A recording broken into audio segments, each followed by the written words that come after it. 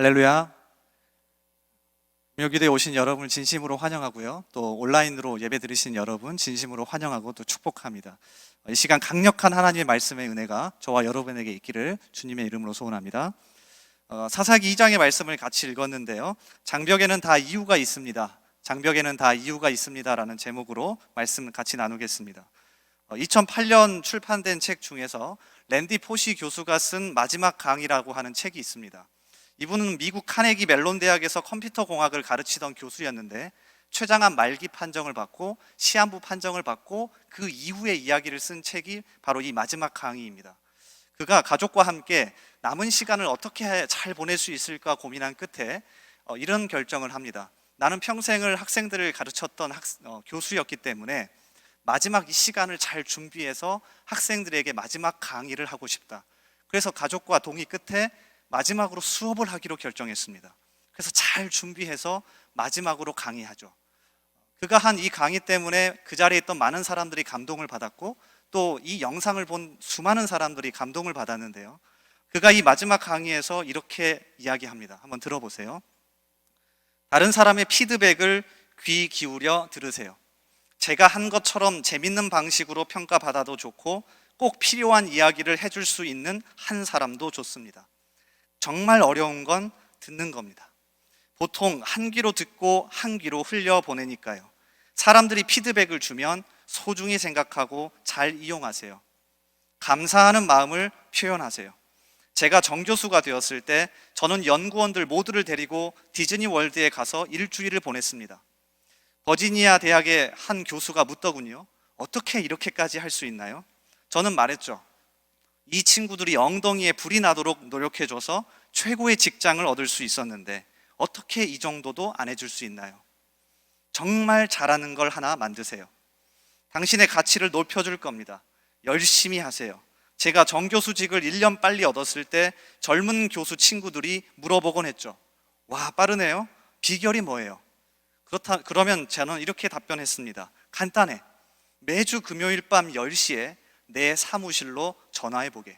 그럼 말해주지 였습니다. 모든 사람에게서 장점을 찾으세요. 존 스노디가 저에게 말했던 것처럼 오래 기다려야 하는 일도 있습니다. 몇 년이 걸릴 때도 있고요. 하지만 결국은 좋은 모습을 드러낼 겁니다. 아무리 오래 걸리더라도 계속 기다려주세요. 악하기만 한 사람은 없습니다. 모든 사람은 좋은 면을 가지고 있죠. 그러니 계속 기다리다 보면 보일 겁니다. 이런 내용의 강의를 합니다. 그러니까 평생 동안 그가 교수로 있으면서 깨달았던 진리를, 또 죽음 앞에서 깨달았던 진리를 학생들에게, 우리에게 강의하죠. 강의가 끝나고 사람들이 물었습니다. 교수님, 어떻게 얼마 남지 않은 이 시간을 쪼개서 강의를 하실 생각을 했습니까? 그러자 랜디 포시 교수가 이렇게 답변했습니다. 장벽에는 다 이유가 있습니다. 장벽은 우리가 무엇을 얼마나 절실하게 원하는지 깨달을 수 있도록 기회를 제공합니다. 정말 감동이 되고 도전이 되지 않습니까? 대다수의 많은 사람은 장벽 앞에서 무너지기 일쑤죠. 자기의 능력을 탓하고 시대를 탓하고 환경을 탓하면서 그냥 무너지고 주저앉기 일쑤인데, 이 랜디 포시 교수는 장벽 앞에서 본인이 정말 갈망하고 본인이 정말로 의지하고 본인이 정말 가슴속 가장 깊은 곳에 있는 게 무엇인지를 고민한 겁니다. 그리고 나는 학생을 가르치고 싶다. 그래서 죽기 전에 마지막으로 강의합니다. 자, 이 이야기를 설교 초반에 하는 이유가 있습니다. 사실 우리가 함께 읽은 사사기 성경은 이 부분을 너무나도 잘 보여주는 성경입니다. 사사기는 단순하게 사사들의 이야기가 아닙니다. 여러분, 성경을 잘 보시면 사사의 이야기는 약 3분의 1, 3분의 2 정도 가운데 나오고요. 앞뒤로 전혀 다른 이야기가 있죠. 오히려 장벽의 이야기가 있습니다. 장벽을 통해서 하나님이 이스라엘 사람들에게, 이스라엘 백성들에게 너희 마음속 가장 깊은 곳에 있는 갈망, 가장 깊은 곳에 있는 게 무엇인지를 완전히 뒤집어서 보여주십니다. 이 부분을 조금 한번 오늘 같이 살펴볼까 합니다. 사실 이 장벽은 여호수아 성경에서부터 시작합니다. 여호수아는 1장부터 12장까지 가나안 땅을 어떻게 정복했는지에 대한 전쟁 이야기, 또 어떤 땅을 분배했는지에 대한 이야기가 나오다가 갑자기 13장에 이런 내용이 나옵니다. 13장 1절에서 2절, 여호수아가 나이가 많아 늙음에 여호와께서 그에게 이르시되 너는 나이가 많아 늙었고 얻을 땅이 매우 많이 남아있도다. 이 남은 땅은 이러하니. 실제로 여호수아 성경이 어려운 이유는 우리는 착각합니다. 여호수아 성경에서 모든 땅을 정복했고 끝났다라고 착각하는데 끝나지 않았습니다. 여전히 장벽이 남아 있었습니다. 길갈이라고 하는 베이스 캠프에서 군대를 모은 다음에 중부, 남부, 북부 이렇게 크게 3번의 전쟁을 한 다음에 나머지 땅은 그냥 다 나누어 주었습니다. 그리고 정복하지 못한 지역은 이 땅을 분배받은 그 지파의 몫이었어요. 그러니까 여전히 장벽이 남아있는 겁니다. 실제로 여호수아 23장과 24장, 그러니까 여호수아의 고별 연설과도 같은 이 부분에서도 다시금 등장합니다. 보라, 내가 요단에서부터 해지는 쪽 대해까지에 남아있는 나라들과 이미 멸한 모든 나라를 내가 너희를 위하여 제비 뽑아 너희의 지파에게 기업이 되게 하였느니라. 너희의 하나님 여호와 그가 너희 앞에서 그들을 쫓아내사 너희 목전에서 그들을 떠나게 하시리니 너희의 하나님 여호와께서 너희에게 말씀하신 대로 너희가 그 땅을 차지할 것이라. 멋진 이야기지만 잘 보시면 여전히 남아있는 장벽이 있습니다. 자, 그러면 여호수아 성경에서 이렇게 끝나고 사사기에서는 사사들의 이야기를 하면 되는 것 아닙니까? 그런데 사사기 1장과 2장은 시기적으로 정확하게 여호수아 23장, 24장과 포개져 있습니다. 일부러 그렇게 한 겁니다. 일부러 여전히 남아있는 장벽을 소개하고 사사들의 이야기를 소개해요. 그러니까 이 장벽을 통해서 하나님이 깨닫고자 하는 그 바가 있었던 겁니다. 이 부분을 오늘 같이 나누면서요, 코로나라고 하는 장벽, 또 여러 가지 어려운 장벽들을 우리가 만나게 되는데 이 장벽들 앞에서 어떤 태도를 보이고 우리가 무엇을 붙잡아야 할지 다시 한번 고민해보고 기도하는 이 시간이 되기를 바랍니다. 일단 사사기 2장 20절에서 23절을 본문으로 선택한 이유가 있습니다. 아주 단순하고 간단하게 장벽을 남겨놓으신 이유를 설명합니다. 자, 한번 같이 다시 읽어볼까요? 자, 20절부터입니다. 20절부터 21절 우리 한번 같이 읽겠습니다. 자, 시작. 여호와께서 이스라엘에게 진노하여 이르시되 이 백성이 내가 그들의 조상들에게 명령한 언약을 어기고 나의 목소리를 순종하지 아니하였은즉 나도 여호수아가 죽을 때에 남겨둔 이방 민족들을 다시는 그들 앞에서 하나도 쫓아내지 아니하리니. 자, 여기까지만 읽으면 남겨놓은 장벽은 이스라엘을 벌하고 징벌하시기 위함이라고 착각할 수 있습니다. 우리는 그렇게 생각해 왔습니다. 그래서 사사기가 쳇바퀴처럼 돈다고 생각하죠. 이스라엘이 잘못하고 하나님이 징벌하시고 다시 구원하시고. 그런데 22절을 읽어보면 진짜 이 장벽의 의미가 무엇인지 알 수 있습니다. 자, 다시 한번 22절 우리 같이 한번 읽어보겠습니다. 자, 시작. 이는 이스라엘이 그들의 조상들이 지킨 것 같이 나 여호와의 도를 지켜 행하나 아니하나 그들을 시험하려 함이라 하시니라. 독특한 단어가 나옵니다. 하나님이 이스라엘 백성을 시험하기 위해서 장벽을 남겨놓았답니다. 보통 시험이라고 하면 많은 학자들이 3T를 이야기합니다. 테스트, 트라이얼, 템테이션. 그래서 이거는 테스트야, 이거는 트라이얼이야, 이거는 유혹이야, 이렇게 얘기하는데 여러분, 성경에서 시험이라고 하는 이야기가 나올 때 이렇게 단순화시키시면 안 됩니다. 성경에 나와 있는 시험 이야기는 단순하게 하나님이 우리에게 고난을 주거나 어려움을 주거나 또는 테스트하거나 유혹하는 이야기가 아닙니다. 제가 설명을 드리겠습니다. 성경에 시험 모티브가 나올 때는 좀 더 크게 보셔야 합니다. 예수님도 마태복음 또 마가복음 요한복음 보면 시험을 당하셨습니다. 그런데 예수님이 시험을 당하실 때 돌로 떡을 만들어라, 성전 꼭대기에서 뛰어내려라. 자, 그러면 바꿔서 생각해 볼까요? 만약에 예수님이 돌로 떡을 만드셨으면 시험에서 패배하신 겁니까? 만약에 예수님이 성전 꼭대기에서 떨어지셔야 하는데 자기의 능력으로 아무 몸도 상하지 않고 잘 내려오셨으면 시험에서 지신 겁니까?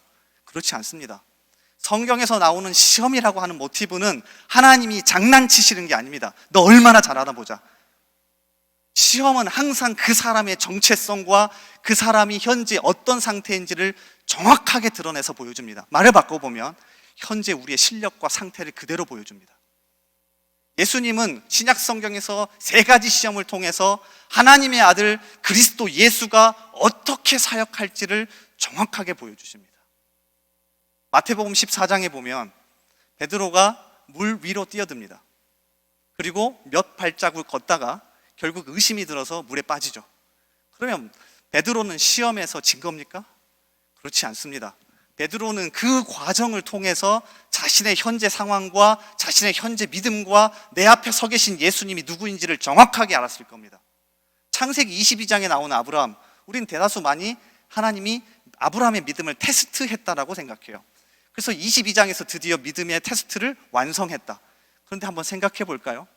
아브라함이 아침 일찍 일어나서 이삭을 데리고 모리아 산으로 가면서 어떤 생각을 했을까요? 나 드디어 하나님의 테스트에 성공했어.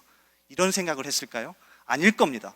아브라함은 이삭을 데리고 가면서 끊임없이 생각했을 거예요. 나에게 하나님은 이런 존재구나. 나에게 하나님은 이런 존재야. 믿음이란 이런 거구나. 나의 현재 실력과 상태는 이 정도구나. 라고 하는 것을 깨달았을 겁니다. 그러니까 시험이라고 하는 모티브가 성경에서 나올 때는 여러분 조금 주목해 보십시오. 그리고 여러분 가운데도 장벽이 서 있을 때 조금 거기에 주목해 보십시오. 그러면 내 현재 상태와 내 현재 믿음과 내가 현재 무엇을 갈망하고 내가 현재 어느 정도에 있는지를 정확하게 아실 겁니다. 저는 이 부분에서 랜디 포시 교수의 말이 다시금 떠올랐습니다. 장벽에는 다 이유가 있습니다. 현재 절실하게 우리가 무엇을 얼마나 원하는지 깨달을 수 있도록 기회를 제공합니다. 정말 그런 것 아닙니까? 그래서 여호수아에서요, 그리고 사사기에서 하나님이 장벽을 남겨놓으신 이유는 단순하게 징벌하는 목적도 아니고요, 너희가 얼마나 잘하나 보자 그 목적도 아니고요, 현재 우리의 모습을 적나라하게 드러냅니다. 마치 내가 왕이었습니다라고 하는 책을 쓴 이익상 목사의 글과 같습니다. 한번 띄워주실래요? 그가 이 시험에 대해서 이런 모티브로 이야기합니다. 시험 이야기는 이스라엘을 나락으로 떨어뜨리기 위한 것이 아니고 이스라엘 백성들의 신앙과 삶의 현 주소를 깨닫게 하기 위함이다. 이 부분을 보셔야 합니다. 저는 그래서 사사기 시대를 살아갔던 그들이나 현재를 살아가는 우리들이나 장벽 앞에서 불평하고 불망하고 분노하는 게 아니라 현재 우리의 믿음과 상태를 좀 더 깊숙이 보셨으면 좋겠습니다. 여러분 정말입니다. 장벽 앞에서는 내가 얼마나 하나님을 갈망하는지가 정확히 보입니다. 많은 사람들이 모여서 예배를 드리지 못한다고 불평불만합니다. 제 동료 사역자들과도 연락해보면, 특히 서울에 있는 사역자들과 연락해보면 그곳은 정말로 모여서 예배하기 힘듭니다. 그러면 다들 불평불만합니다. 야, 이 모이지 못하는 장벽 때문에 우리 예배할 수 없어. 우리 소그룹도 할 수 없어. 그런데 제가 가만히 생각해 봤습니다. 왜 분노하는 것일까? 왜 불평하는 것일까? 그 장벽 앞에서 진짜 내가 하나님을 갈망하고 있는지 보셔야 합니다. 여러분 왜 분노하십니까? 왜 모여서 예배하지 못하는 것 때문에 분노하십니까? 진짜 하나님을 갈망하지 못해서입니까? 아니면 다른 것 때문입니까? 이 부분 점검하셔야 합니다. 하나님은 사사기에 남겨놓은 장벽을 통해서 이스라엘이 계속해서 이걸 하길 바랬습니다. 너희 삶에서 나를 절대 의지의 대상에 놓길 바란다. 매일같이 갈망하길 바란다. 그 장벽 앞에서 내가 너에게 어떤 존재인지를 점검하길 바란다. 이거 하기 원하셨다고요. 사실 광야에서는 너무나도 쉬웠습니다. 광야는 하나님이 없으면 살 수 없는 곳입니다. 점검할 필요도 없습니다. 그냥 하나님이 주시지 않으면 끝납니다. 그런데 가나안 땅에 들어가서 정착 생활을 해가면서 그들이 씨앗도 심고요, 농사도 짓고 과일도 심으면서 하나님이 없어도 괜찮아집니다. 그래서 장벽이라는 것을 통해서 야 그래, 내 삶에 있어서 진짜 내가 하나님을 갈망하는지를 다시 한번 돌아보게 돼요. 여러분 그래서 아주 신기한 게요, 여호수아서 3장을 보면 드디어 만나가 그치고요, 요단강을 건너서 가나안 땅으로 들어갈 때 하나님이 독특하게 자신을 표현하십니다. 자, 이렇게 이야기해요. 여호수아 3장 11절에 보라, 온 땅의 주의 언약궤가 너희 앞에서 요단을 건너가니. 하나님 이 표현 자주 사용하시지 않았거든요. 근데 광야 생활을 끝나고 드디어 정착 생활을 하는 가나안으로 들어가면서 자신을 이렇게 표현하십니다. 13절도 마찬가지예요. 온 땅에 주 여호와의 궤를 맨 제사장들의 발바닥이 요단물을 밟고 멈추면 요단물 곧 위에서부터 흘러내리던 물이 끊어지고 한 곳에 쌓여 서리라. 무슨 얘기인 줄 아십니까? 광야 생활을 마치고 드디어 정착 생활을 하는 가나안 땅으로 들어가면 항상 삶 속에서 내가 너의 삶의 주인이고 너가 절대 의지해야 할 대상이고 너가 절대 갈망해야 할 대상인 것을 점검하라는 겁니다. 저는 오히려 이 시기에 이거 하셔야 된다고 생각합니다. 제가 요새 청년들에게 많이 하는 이야기가 있습니다. 소그룹도 할 수 없고요, 줌으로 하더라도 한계가 있고요, 모여서 양육도 하기가 힘든 상황입니다. 근데 제가 그럴 때마다 이야기합니다. 코로나 전에는 그렇게 갈망하고 열정적으로 했느냐? 코로나 전에는 그렇게 하나님을 뜨겁게 예배했느냐? 코로나 전에는 그렇게 뜨겁게 하나님을 갈망하고 찾았느냐라고 질문합니다. 우리 이거 장벽 가지고 불평하고 불만하고 이거 핑계 삼지 말자. 이 장벽 앞에서 다시금 내가 얼마나 하나님을 갈망하고 돌아봤는지를 점검하자. 그래야 어떤 장벽 앞에서도 다시금 주님 찾을 수 있다. 이렇게 이야기합니다. 그런데 가만히 생각해 보면 우리 모두가 회복해야 될 마음 아닙니까? 저도 마찬가지입니다. 돌아보니까 이걸 핑계 삼아 하지 않은 게 훨씬 많았지 정말 하나님을 갈망하지 않았습니다. 마치 미국의 저명한 순회 사역자인 토미 테니의 말이 우리의 현실이 아닐까 합니다. 제가 참 좋아하는 사람인데요, 그가 이렇게 이야기해요. 우리의 문제는 간절하게 굶주려 본 적이 단 한 번도 없다는 것이다. 우리는 이 세상의 것들로 삶을 가득 채우고 굶주림을 충족시킨다. 우리는 매주, 매달, 매년 하나님께 나아가지만 그렇잖아요. 하나님으로 우리의 빈 곳을 채우지 않는다. 정말로 이거 점검하고 회복하셔야 합니다. 제가 참 존경하는 목사님 한 분이 아산에서 담임으로 청빙받아 담임 목회를 하고 계십니다. 약 2년 전에 평택에서 근무할 때 아산이 좀 가까우니까 한번 찾아뵌 적이 있습니다. 근데 그분이 저에게 이런 얘기를 해주시더라고요. 600명에서 700명 되는 교회 부목사로도 있어봤고 1000명에서 2000명 되는 교회 부목사로도 있어봤고 좀 더 작은 교회 부목사로도 있어봤는데 담임이 되어 보니까 절박함과 간절함이 무엇인지가 다시 깨달아지더라는 겁니다. 그러면서 마지막으로 저에게 했던 그 한 문장의 말이 아직도 머릿속에서 떠나지 않습니다. 저를 붙잡고 이렇게 말씀하셨습니다. 성훈아, 절박함과 간절함을 놓쳐버리면 다 죽는 거야. 사실 이해가 잘 되지 않았습니다. 저는 당시 군목이었고요, 군교회의 특징은 나라에서 전기세도 내주고 나라에서 모든 건물의 관리도 해주기 때문에 재정적인 여유가 있습니다.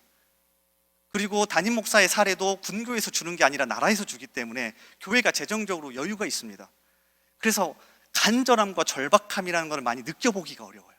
사실 그래서 당시에는 그게 잘 깨달아지지 않았습니다. 근데 제 손을 꼭 붙잡고는 풍족하든 풍족하지 않던 하나님을 향한 간절함과 절박함을 잃어버리는 순간 성훈아, 죽는 거야.